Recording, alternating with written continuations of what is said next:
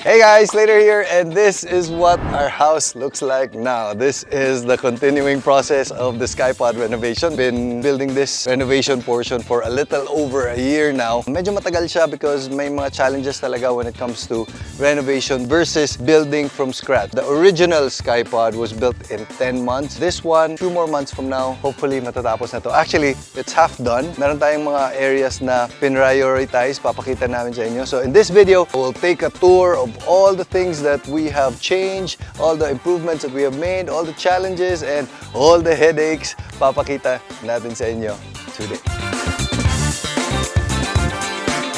This video is sponsored by Reagan Industrial Sales Incorporated. They are experts when it comes to steel. So even in our house, even in high-speed construction, most of their steel is coming from there. So basta bakal, Reagan, more about it in the end of this video. But now we start off the tour. So, right away, makikita natin dito, binago na natin to. Hindi pa to yung final color niya because this is going to be sealed pa. So this is going to be dark a little bit. So, kung naalala nyo dati, we decided to change the entire facade into real thick stone, very tactile, very textured. Yun yung gusto natin mangyari. At least updated lang din yung look dito. And then dito sa baba, pati yung planter box.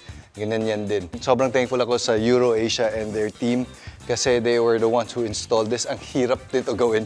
I know that it's sobrang hirap to work with stone like this one. So everything's bolted into the light block, the light panel there. And this whole area, pati dun sa corner right there, stone din siya. And then meron tayong ilalagay na fin dito as per LLG Architects. So may papakita ko sa inyo because I actually ordered this sa China. Kasi the initial was, okay, kahoy tayo, but I kind of wanted na walang headache, but how can we make it look real without the maintenance problem? So this is, I think, a relatively new technology. The fin is going to be made out of this material. Parang kahoy talaga. But this is actually called an aluminum plastic composite or APC.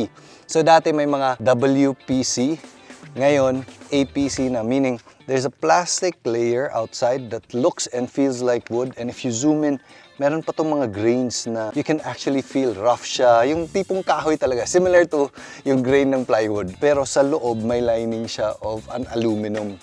And it looks like real wood, it feels like real wood, but I ordered a few before ordering all of this.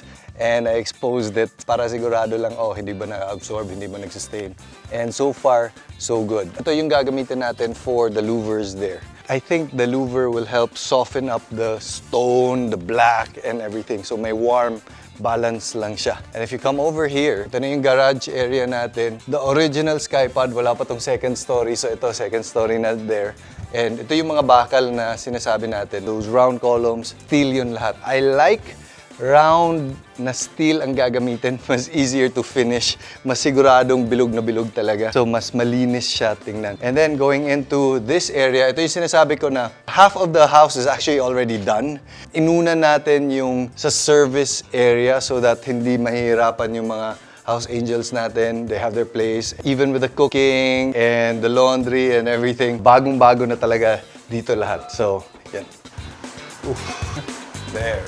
So don't mind us, medyo magulo pa lang kasi yun, renovation. Pero almost done na dito, konting painting na lang pala. So ito, we decided to go with all white. Dati gray to, pero we wanted the light to bounce off and maliwanag to dito. So this is the service area right now. So ang challenge lang talaga when it comes to renovation is that ang daming ina-actual. Ang hirap to be on plan all the time because, uy, pag hati ko nito, merong nangyayari dito, oh, we didn't expect this, we didn't expect that. So I think that's where a lot of the time and the delay and the forecasting parang nag-change palagi. Going into here, magulo pa rin, sorry. Pero at least dito, kumpleto na siya, maliwanag na siya, need some cleaning up, pero moving forward. Even here, this is going to be the future laundry room, so binabago na rin. There's a little bit more touch-ups.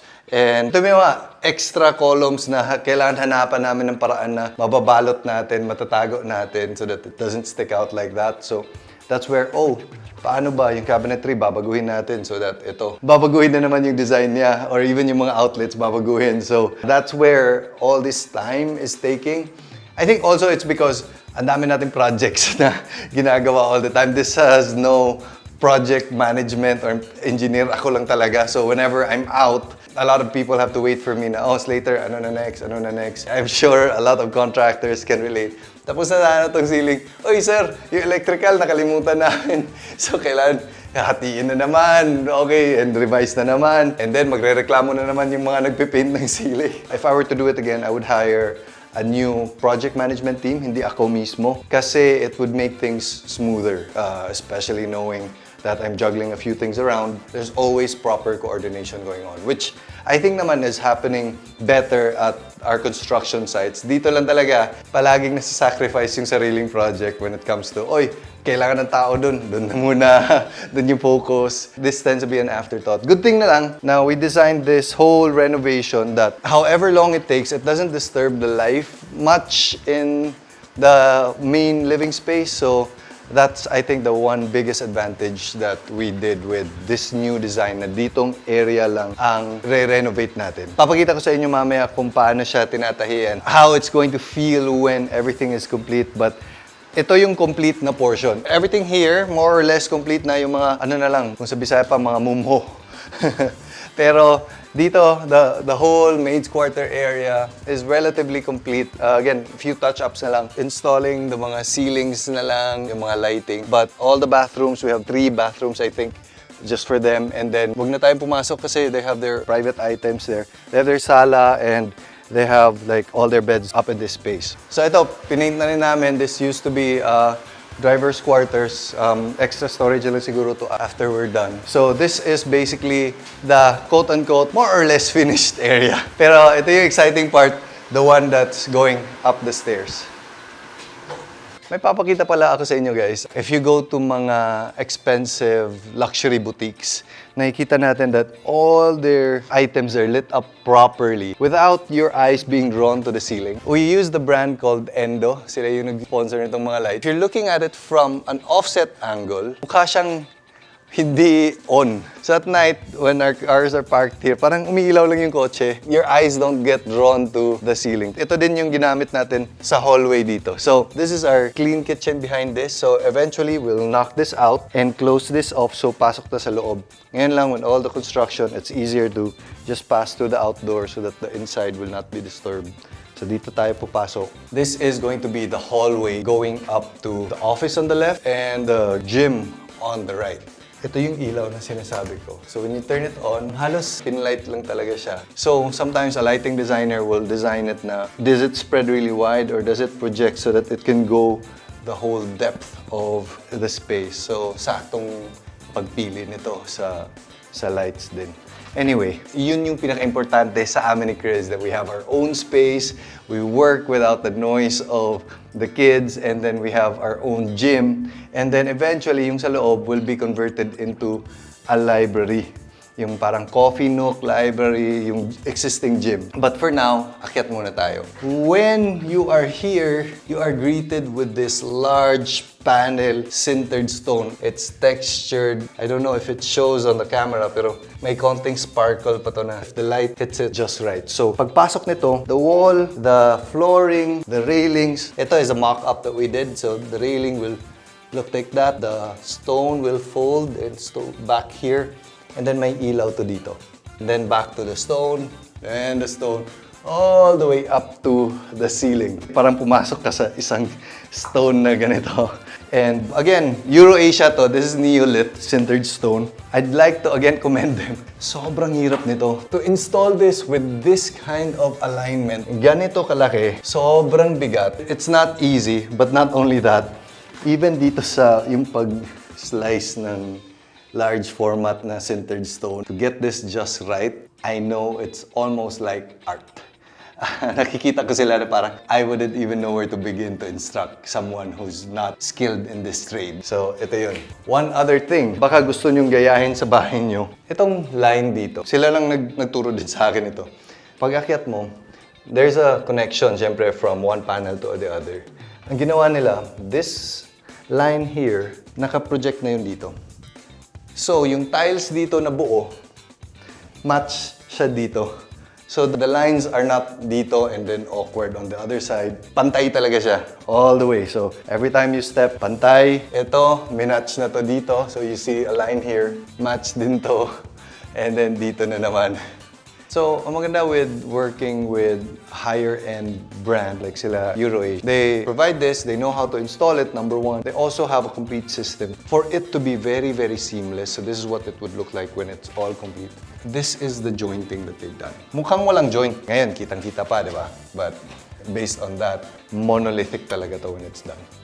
Pagpasok niyo dito, this is our gym here. The gym is relatively complete. Endo din to na ilaw. Same ilaw na nasa garage, nasa hallway. And then we have this beautiful finish talaga. I don't even want to touch it with my dirty hands. It's really, really very organic. Parang mud clay type of plaster siya. In person, you'll see pits, hindi siya perfectly flat. Meron siyang mga pits dito. We were supposed to put a lot of mirrors here, there. Pakikita ko din to sa inyo. Pero parang nilitan namin yung mirror kasi nasasayangan kami. Pieni is accompanied by our friend si Yoni Coro. Tao niya mismo ang gumawa, inayos nila lahat. And they're very professional in the way they do things. So, sakto talaga yung surface readiness and all these things. Very systematic sila. I like how meron siyang iba-ibang parang gold flakes. If I did not tell you that this is light panel behind this, it really looks like an earthen stone. Parang ganun siya yung feeling eh. We have our cabinetry now. This is by Mobile House. Natapos na sila dito, but we have more cabinetries to go kasi sa office, dito. Before that, sabi ko, di ba, parang this was supposed to be mirror everywhere. We decided this part, wala nang mirrors because it looks like this. This is rust. So parang pintura siya and this wraps all the way to that corner there. Actually, pwede kang pumili. This is a very rusty part. So ang ginagawa nila is nilalagay nila and they wait for it to age a little bit. They wait for it to oxidize and then after, pag happy ka na sa color, they seal it. Para dyan na siya. You can see the detail na parang bakal talaga siya, almost like flaking. Hindi siya nakukuha ng pintura lang kasi there's a different color. Yung detail, and when you touch it, it's as if I'm holding steel. May texture talaga. So, ang ganda nito. This wraps all the way, and if you notice, the ceiling, hindi din tapos pa. Because this ceiling was supposed to be just plain white. Because it's being compared to all these beautiful finishes. That's why we decided, and that's why natatagalan ulit. Gawin na lang din nating Pieni surfaces to. So, this finish is going to wrap all the way there. Kasi when it was just white, baka siya hindi tapos. So we decided also to use jalousie here so that mas maaliwalas talaga. Mas open siya. And then, dito, one of the stock room also na pretty much is finished already. We just decided to leave that column there exposed na lang. Stock room lang naman.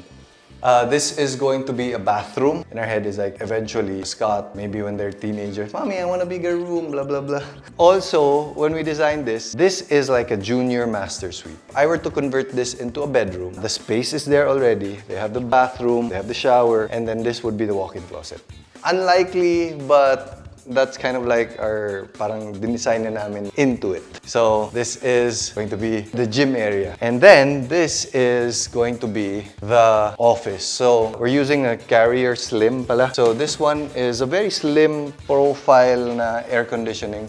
But usually, malaking-malaki yung mga aircon, ng mga tower na aircon, especially for cooling a room this big. So this one and the gym, ito yung ginawa natin. It's called a Carrier Slim. So this one is going to be Pieni rin. This is going to be clad in Mobile House na cabinetry. This is where meron tayong abang. One desk could be. So dito na yung plug. So Chris and I. And then meron tayong sofa podcast area dito. This was supposed to be designed as a podcast area pero tagal na namin hindi kapag-podcast. Sobrang busy lang talaga. And in the middle, meron tayong co-working areas. In case we have a team here coming to work with us, meron silang plugging area dito. Yung ilaw is also by Endo. Mas malaki, mas maliwanag just because this is a working space. So again, guys, nakita niyo, tapos na. And then, oy, si aircon. It's hard to blame anybody. It's just because there's no one-point person. So I'm very thankful for our contractors on being patient with us when it comes to this. Nakaka-cause lang talaga ng delay when it comes to this one. It seems like a small thing, but When you repair that, you have to repair almost everything kasi hindi nagmamatch yung pintura. So, the office overlooks the driveway, which we like because you can see who comes in, who goes out, and in the afternoon, sila Scott, sila Sevi, mahilig sila maglaro on that part, di ba? And dito na yung APC na sinasabi ko kanina. This is where all the slats of the APC will be. So, meron tong magandang pattern. So, it's not as bright, it's still private. Even yung mga people coming in, hindi kami kitang-kita, but it gives you parang texture and dimension when you're working from this area. So this is the whole office. I have a lot of friends who ask me about steel structures in their home. Okay ba, hindi ba nagva-vibrate and all these things. The vibration sometimes can happen. In our case, hindi kasi in-oversize namin.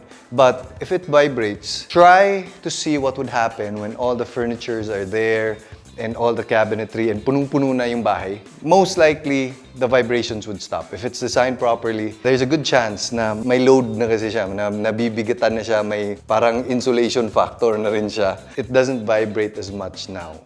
Or if you're really concerned about it, better to just oversize it a little bit. It's going to be a little bit more expensive talaga. But just because it vibrates doesn't mean it's unsafe. As long as sakto yung pagbilang ng structural engineer. When it comes to cost, may kamahalan talaga steel versus a concrete structure, especially when it comes to a house. But overall, it helps you speed up the process. And in our case, there's no other way we could have done this renovation if hindi siya steel, na yung tipong diretso na kami, even if there's a house underneath. Even when the storage area is below, we're operational, bubutasan lang namin yung bubong and then diretso may column nang nilalagay. Very hard to do when it comes to just concrete and very complicated. So the basic main rooms that we've added is really just the gym and the storage there and this area. But by moving everyone from the bottom to the top, yung mga house angels natin, we are able to free up space sa baba. So bigger laundry, more storage spaces. And I think, to be honest, yung dati kasi naming design when Chris and I were still wala pang anak and all these things, when we're designing the house, nag-i-evolve talaga yung bahay eh. Kasi nag-i-evolve yung needs mo. Ngayon, dami na namin. Tatlo na si Sevi, Saxon, Scott. So nag-i-evolve talaga siya. But always, I'm trying to make sure that we don't overbuild. Because napapansin ko rin to, that when you reach a certain age, sasabihin na naman, ang laki ng bahay ko, it's so lonely and all these things. That's why I feel like there's no one perfect house. You're always wanting a little bit more, a little bit different, because life changes, life happens. Yes, syempre, we appreciate the fact that we are blessed to be able to change our house as our need arises. Not everyone is so lucky, but yun yung napapansin ko when it comes to our clients, when we're talking to people na ang laki na ng bahay ko, gusto ko ng maliit na lang. I think it's really how we evolve as people over time. Hindi natin na-project yung 10 years, 20 years, what would happen with our lives. So, it's important to appreciate what we have, what we are able to do. Not only have the resources, but the know-how to, okay, dito tayo mag-revise itong area so that we are staying in the house, hindi magugulo, and all these things. So, that's something I'm very thankful for and I'm blessed with. Perks of being an engineer. Okay, one last thing. May tanong si John about the structure here. Dati kasi it was just a roof. Pwede bang lagyan lang agad ng structure below, and how do I make sure na safe pa rin siya? So definitely when you're doing any major renovation work, and at any time na dagdagan mo ng floor or dagdagan mo ng weight, or sometimes even dadamihan mo yung aircon sa taas, it has to be checked by a structural engineer. So in our case, definitely hindi kaya. So it was from a roof shed to a 2-story building. We had to add in structural elements like those steel columns down below that you see, and yung mga steel columns all the way through the tour, which also transitions very nicely into the sponsor for today, which is Reagan Industrial Sales. Reagan is one of the biggest suppliers of steel items in the Philippines. So yung motto nila, basta bakal, Reagan. They deal with sheet piles, with wide flanges, anything structural steel. They can deliver, and they can deliver anywhere anywhere in the Philippines. We've been working with them for a long time and they have been our trustworthy partner. So yung mga sheet piles na ginagamit natin for mga slope protection, yung mga bakal na parang U, they deliver that nationwide. They always have ready inventory in different specs, different lengths, kompleto yun lahat. Meron in bulk orders, sila nagsusupply. And even when it comes to wide flanges or tinatawag natin na I-beam, yung letter I na ginagamit namin dito, kompleto sila lahat. All the complete sizes, palagi namin, meron kaya nito na mahirap tong size na to. And then when we ask them, usually meron sila. So they have been a reliable partner in our construction project, especially our high-speed construction, yung construction ng dad ko. Steel talaga ginagawa nila, kadalasan warehouse or multi-story. Reagan has always been one of their biggest suppliers and trusted suppliers. So, basa bakal, Reagan. And with that said, I'll also see you later.